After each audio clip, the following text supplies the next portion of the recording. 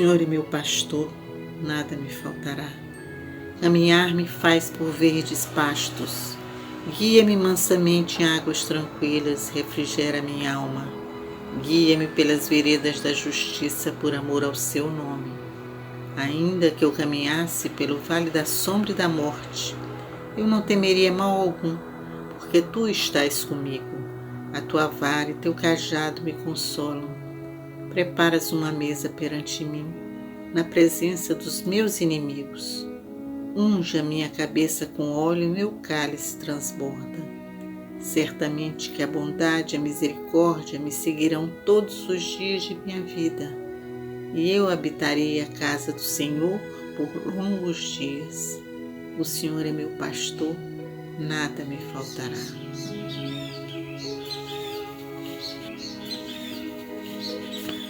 Senhor, não te peço que me troques a cruz, ajuda-me a carregá-la. Não te peço que me encurtes o caminho, venha comigo conversando. Não te peço que me troques a água em vinho, dá-me de beber o que for do teu agrado. Se me deixas chorar é porque me amas assim. Havendo apenas risos, sem sabermos do sofrimento, é difícil exercer a bondade. Se consentes que me firam, é para que eu saiba amar, porque só existe amor onde houver perdão, e só os feridos têm o que perdoar. Senhor, não te peço que me troques a cruz, ajuda-me a carregá-la. Ave Maria, cheia de graça, o Senhor é convosco. Bendita sois vós entre as mulheres, bendito é o fruto do vosso ventre, Jesus. Santa Maria, Mãe de Jesus, rogai a Deus por nós, pecadores, agora e na hora da nossa morte. Amém. Pai nosso que estais no céu, santificado seja o vosso nome. Venha a nós o vosso reino.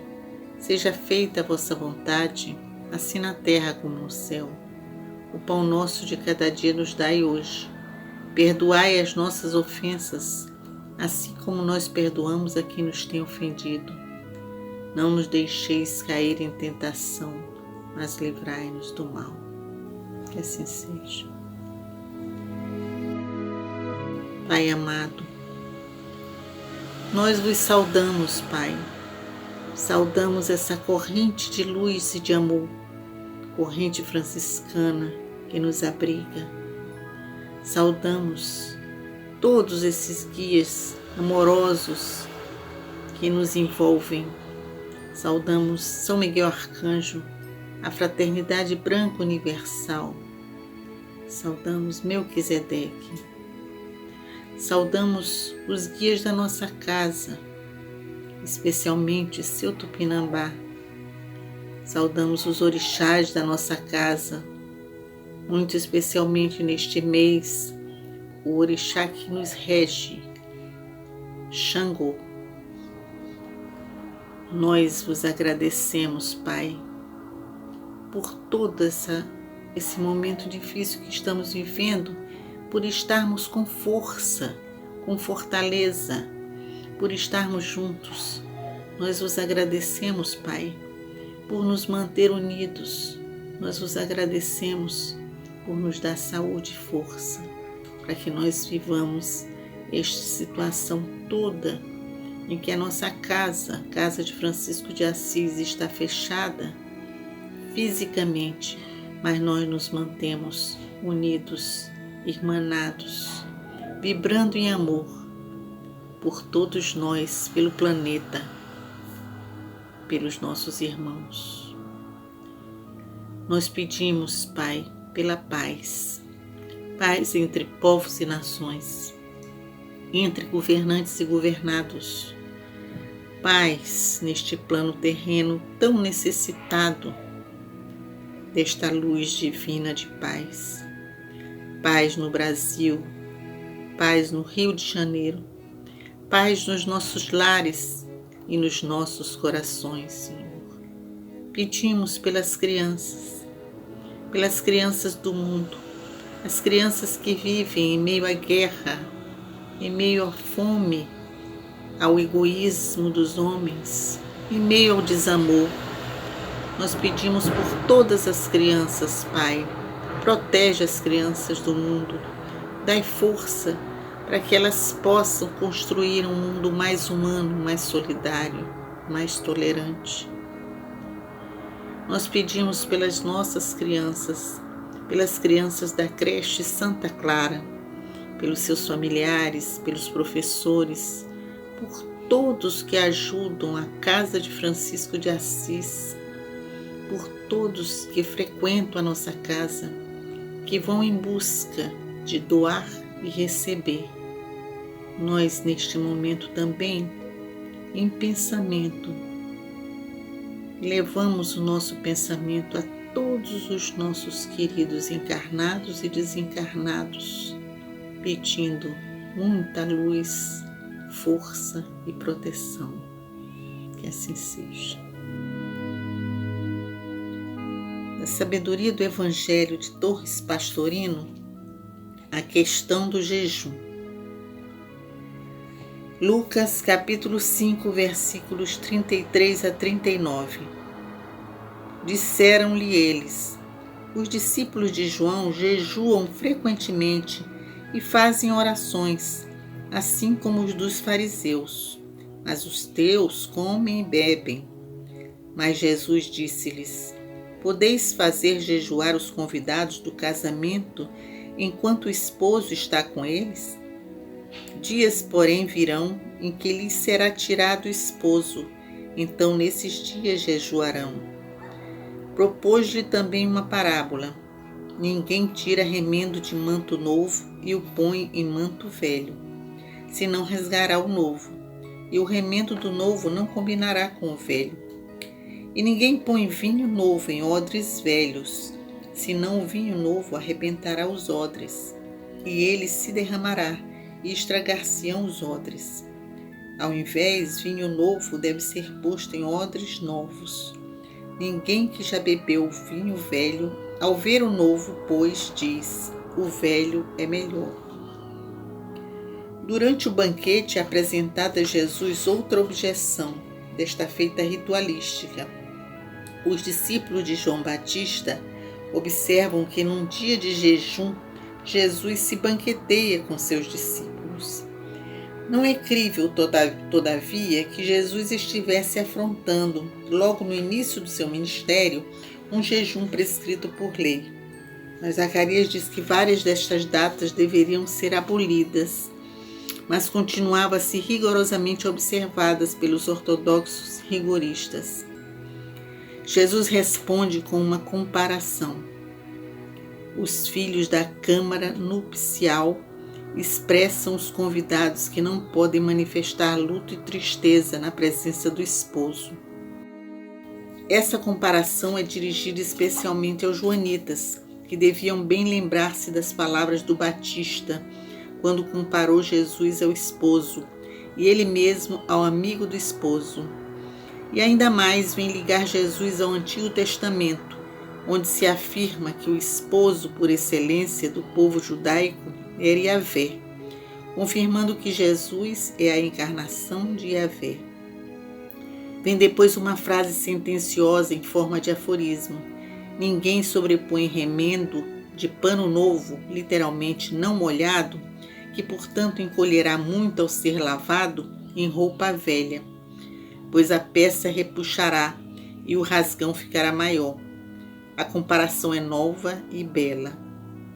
Segue-se outra comparação do mesmo teor a respeito do vinho. O odre, ainda hoje usado no Oriente, consiste numa pele de animal, devidamente macerada, cozida nas extremidades e fechada na boca, com uma fivela de osso. Nesses odres eram transportados líquidos. Ora, o vinho novo, ao fermentar, arrebentaria a pele já velha e desgastada, e tanto o vinho se derramaria como a pele se perderia. Lucas acrescenta: quem bebe o vinho velho não quer saber do novo, pois o velho é melhor, é bom. Os estudiosos interpretam essas comparações como a impossibilidade de adaptar-se à Boa Nova às velhas doutrinas israelitas e, portanto, como a afirmação de que a nova doutrina deverá arrebanhar homens libertos de preconceitos e dogmas. Daí concluem que o candidato à nova doutrina de Jesus deverá abandonar totalmente todas as suas crenças antigas, sem o que jamais poderá compreender todo o alcance do que Jesus ensinou. Comentário de Torres Pastorino. Outras lições mais vamos aprendendo. Se os fariseus caracterizam os tipos hipócritas que representam uma cena sem que os sentimentos expressados correspondam ao que lhes vai no íntimo, os joanitas já são exemplo de outra categoria. Os rigoristas sinceros, que julgam residir a perfeição no rígido cumprimento dos preceitos morais. É intelectualismo ainda já um pouco esclarecido, embora não bem equilibrado. Preocupam-se então com o lado exterior da vida, dando importância ao jejum, isto é, a ausência da alegria, porque o jejum, mais do que a abstenção do alimento, valia pela expressão facial de tristeza, pelo óleo que derramavam no cabelo, deixando que escorresse pela barba, pela cinza com que pulverizava a cabeça e as roupas velhas e sujas, a fim de dar aos outros, embora não a si mesmos, a impressão de grandes penitentes. Ora, enquanto o esposo, o Cristo interno, está unido à sua criatura, esta fatalmente terá que demonstrar alegria. Todos os grandes místicos que realizaram a unificação, ou pelo menos quando conseguem a união, sempre foram alegres, bastando-nos recordar o exemplo de Teresa de Ávila. Entretanto, quando a união se desfaz nos intervalos de separação, a tristeza é grande e a criatura chega a perder o apetite e o sono, jejuando então espontaneamente. Essa fase é denominada período de secura ou de trevas, como a noite sem estrelas. Os ensinamentos feitos sob forma de parábolas são profundos. A interpretação dada por todos os estudiosos de que o Evangelho não pode adaptar-se às crenças judaicas.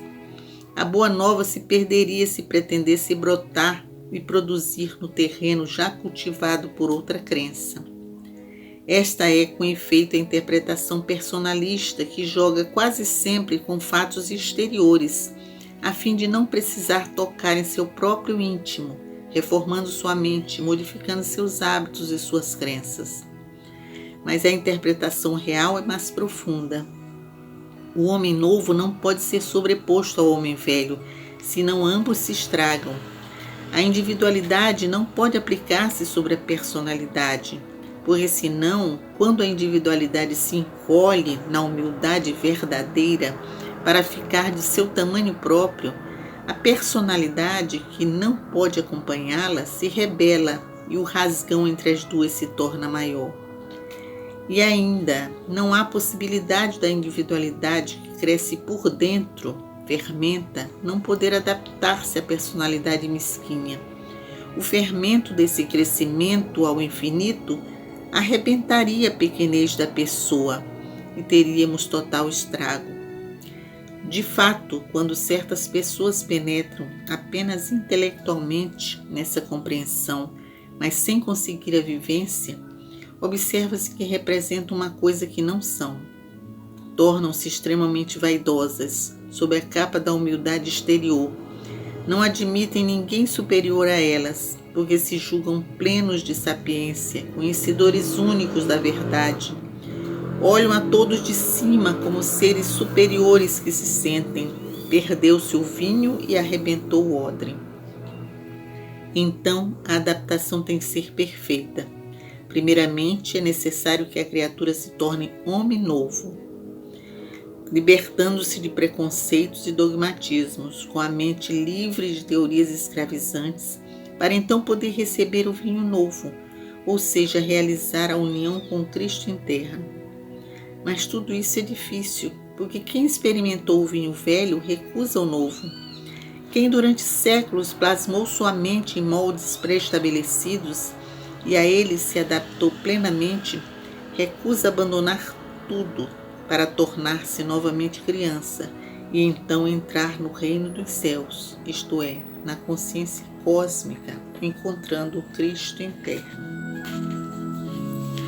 Esse Evangelho nos mostra um momento em que Jesus se reunia com seus discípulos numa mesa para um banquete. E os discípulos de João Batista, que eram mais rigorosos, eram ortodoxos, questionaram porque era dia de jejum, segundo a tradição daquela época. E Jesus vai conversando como sempre faz por meio de parábolas, mostrando para eles o que nós podemos refletir neste momento como questões exteriores. As questões exteriores que são colocadas eventualmente como mais importantes, não fazendo a transformação real que é a interior.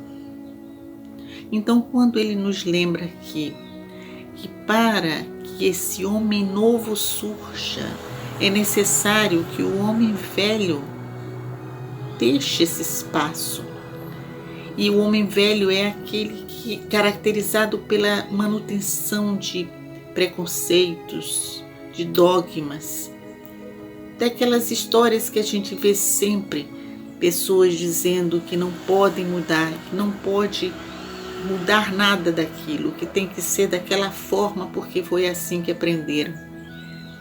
Sim, muitas vezes nós temos que lembrar sempre do que nós aprendemos, porque faz parte da nossa história. Mas nós temos que nos renovar sempre. Renovar é ver o que o mundo está oferecendo, é ver como nós estamos vivendo a cada dia, é rever os nossos pensamentos, é reavaliar a nossa conduta. Quantas vezes nós achamos que temos que fazer uma coisa sempre daquela forma e aquela forma não é a tão correta, mas nós achamos que tem que fazer porque foi assim que aprendemos. O que Jesus nos mostra aqui é que é necessário que a gente tenha essa abertura na mente, esta compreensão de que é possível mudar, sim. Porque para evoluir, para que a gente evolua e esse homem novo brote em nós, esse homem novo é esse que encontra o Cristo interno. É o que faz com que a nossa consciência cósmica se expanda. Para que ele surja, é necessário que a gente se abra para um mundo novo. O mundo novo que o Evangelho nos mostra. O mundo novo que é aquele que é um mundo mais respeitável, mais solidário, com mais compaixão. É a gente compreender que nós vivemos num plano terreno onde tudo se interliga.